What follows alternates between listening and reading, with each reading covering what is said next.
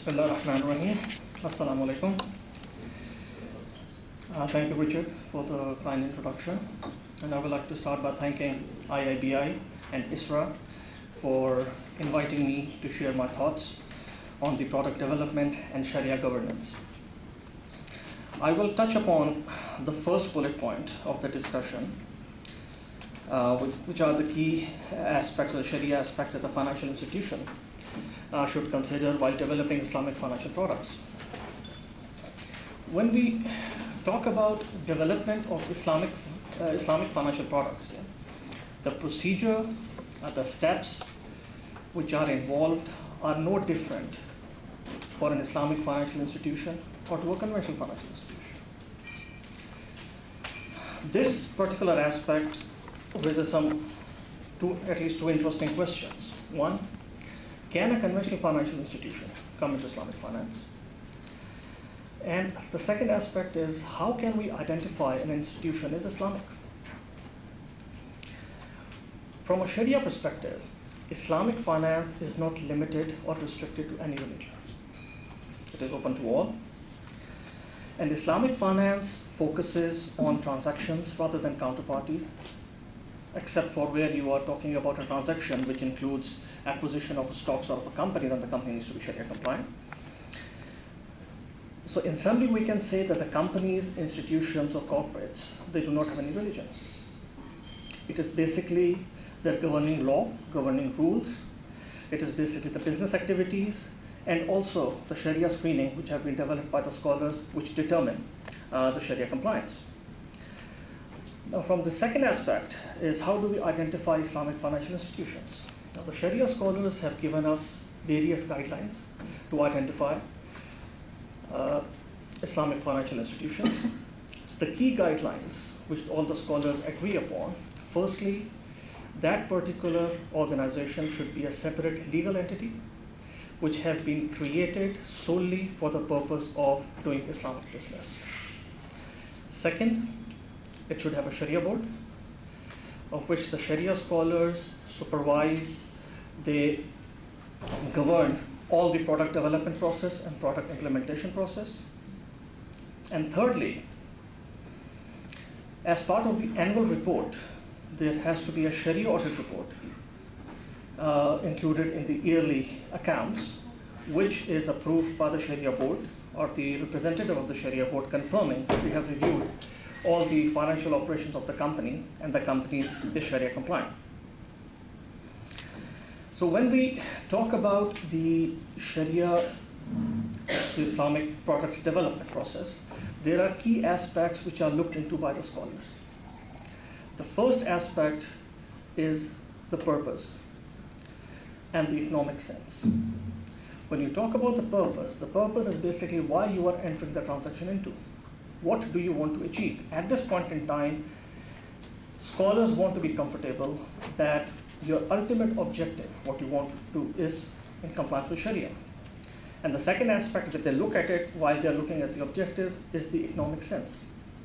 That this particular transaction makes economic sense for all parties involved.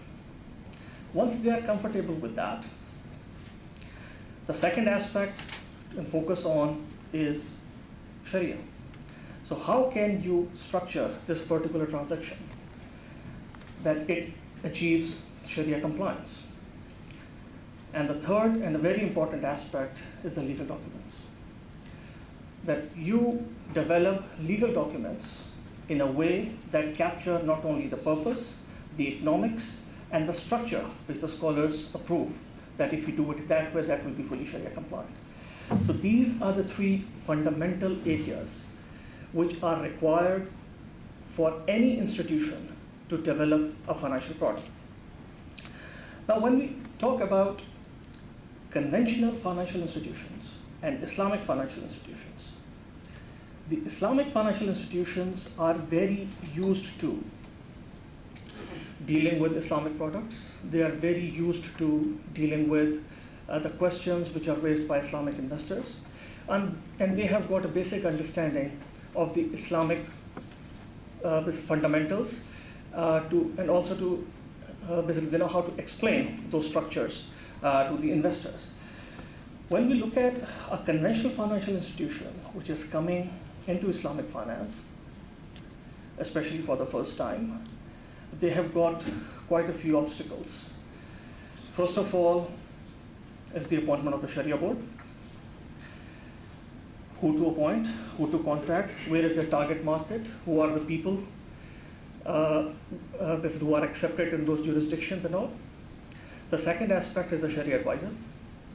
Who should they appoint, who have got the relevant experience of going through dealing these particular product.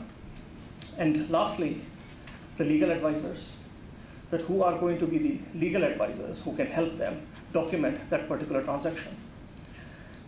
However, there are certain aspects which are different to a conventional financial institution and an Islamic financial institution,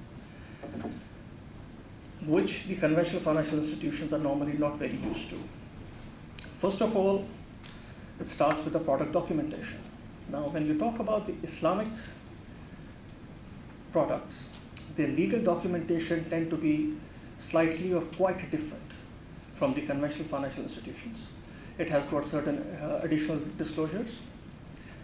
And the conventional financial institutions at times struggle to identify, locate those disclosures or explain it if they are trying to sell it to the conventional investors.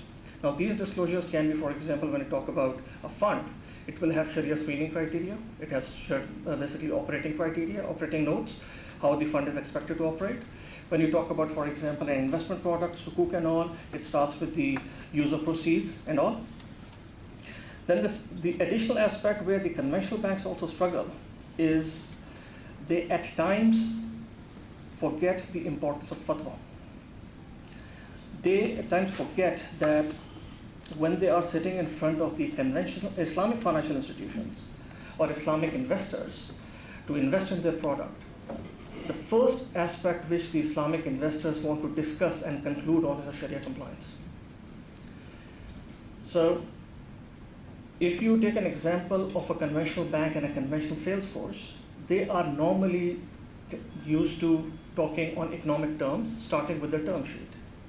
We have received various telephone calls from various conventional financial institutions which we have helped before, we have worked before, where the first meeting with the Islamic investors have gone basically rather difficult.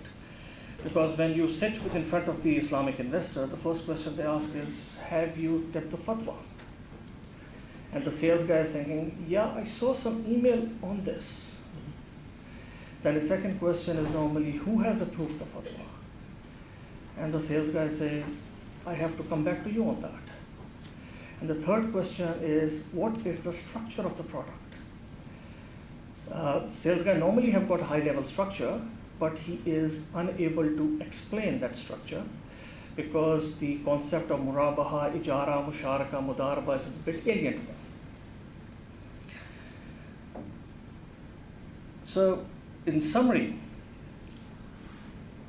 these conventional financial institutions who are looking to come into Islamic finance, looking to develop Islamic financial products, they need not only to follow the principles which the Sharia scholars or the Sharia advisors normally provide them, they need to take care of a lot of additional aspects with regards to sales and marketing of their product. And the last thing which the conventional financial institutions also miss as part of coming into Islamic finance is the ongoing monitoring aspect. As part of Islamic products, lot of investment banking products require ongoing Sharia monitoring. Whereas in the conventional banking products, we haven't seen any such practice.